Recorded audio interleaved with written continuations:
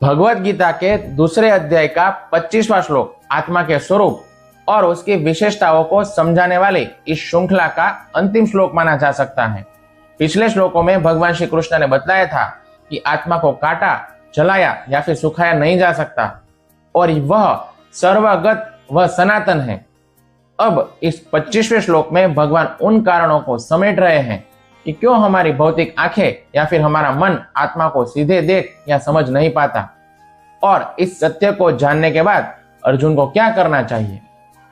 अव्यक्तोऽयमचित्योऽयम् अविकार्योऽयमुच्यते तस्मादेवं विदित्वैनं नानुशोचितुमर्हसि।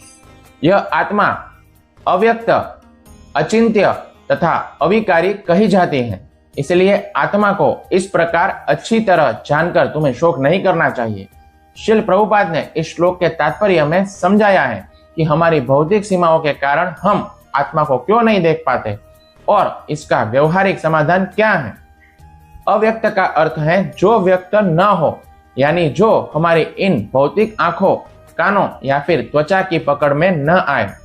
श्रील प्रभुपाद जी समझाते हैं कि हमारी आंखें बहुत ही सीमित हैं, हम बहुत छोटा अणु भी नहीं देख पाते और बहुत दूर की चीज भी नहीं देख पाते। चूंकि आत्मा का आकार बाल के अग्रभाग के 10,000वें हिस्से जितना है, इसलिए इसे किसी भी भौतिक साधन या फिर माइक्रोस्कोप से अव्यक्त होने के कारण देखा नहीं जा सकता। उसे केवल उसके लक्षणों से समझा जा सकता है। अचिंत्य का अर्थ है जिसके बारे में हम अपने इस छोटे से दिमाग से पूरी तरह से सोच या फिर कल्पना नहीं कर सकते। लोग कितनी भी बड़ी बड़ी डिग्रियां ले ले या मानसिक चिंतन कर ले, वे अपनी बुद्धि के बल पर आत्मा को पूरी तरह से नहीं जान सकते। श्रील प्रभुपाद जी लिखते हैं कि आत्मा को जानने का एकमात्र प्रामाणिक तरीका यही है कि हम शास्त्रों और महान प्रामाणिक गुरुओं के वचनों को स्वीकार करें, क्योंकि हमारी अपनी बुद्धि तो अधूरी है। जो चीज आंखों से नहीं दिखती, इसका मतलब यह नहीं है कि वह है ही नहीं। जैसे हम हवा को देख नहीं सकते पर महसूस करते हैं, वैसे ही आत्मा को चेतना के माध्यम से महसूस किया जाता है। आत्मा अव्यक्त है, वह केवल भगवान की कृपा और शास्त्रों के चश्मे से ही समझ में आती है। भौतिक जगत की हर वस्तु समय के साथ बदलती और बूढ़ी होती है, लेकिन आत्मा तो अविकारी है, उसमें कोई भी विकार या फिर बदलाव नहीं आता। वह जैसी थी हमेशा वैसी ही दिव्य बनी रहती है। श्रील प्रभुपाद जी तात्पर्य में समझाते हैं कि हमें इस बात को वेदों के प्रमाण के रूप में स्वीकार करना चाहिए। जिस तरह से माँ की बात पर विश्वास करके ही बच्चा अपने पिता को जान पाता है, उसी तरह से वेदों और साक्षात भगवान श्री कृष्ण की वाणी पर विश्वास करके ही हम अपनी आत्मा को जान सकते हैं। इसके लिए किसी अन्य भौतिक प्रयोगशाला की आवश्यकता बिल्कुल नहीं है। आज हमारे जीवन में जब कोई अनहोनी होती है, कोई प्रियजन हमें छोड़कर चला जाता है, तो हमारा रोना तो स्वाभाविक है, क्योंकि हम केवल बाहरी शरीर को देखते हैं।